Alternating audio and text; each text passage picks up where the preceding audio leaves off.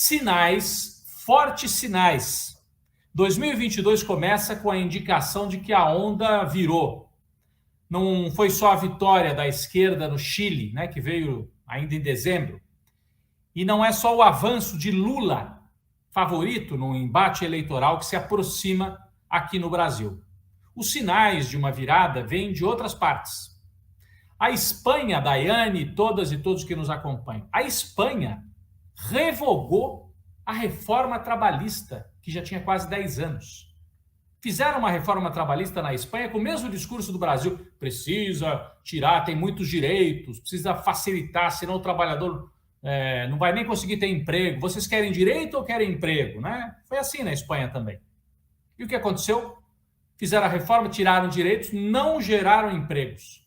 Então os espanhóis estão revogando a reforma trabalhista que tirou direitos sociais e voltando a trazer as leis anteriores. Eu vou até compartilhar aqui, é uma informação importante quando eu falo que são sinais de uma virada. A Espanha revoga a reforma trabalhista que precarizou o trabalho e não criou os empregos prometidos. Outro sinal veio da Argentina.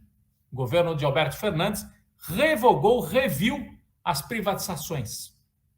Interessante, né? São sinais de que essa onda liberal conservadora se esgotou, ou pelo menos está se esgotando, né?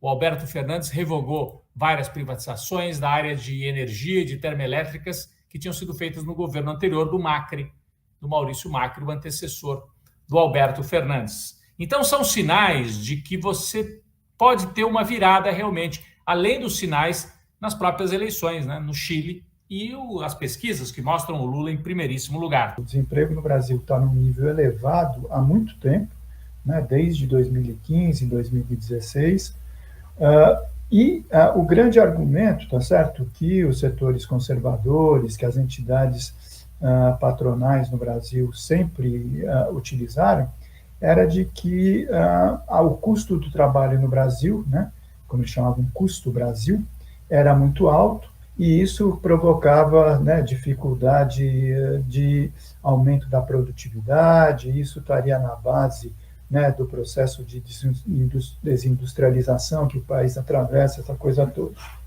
A gente sempre refutou esse argumento, tá certo? Dizendo que o problema não é nem o suposto nível elevado dos salários, que não é, né, mas que na época do presidente Lula teve aumentos reais de salário mínimo e dos salários médios em geral, né?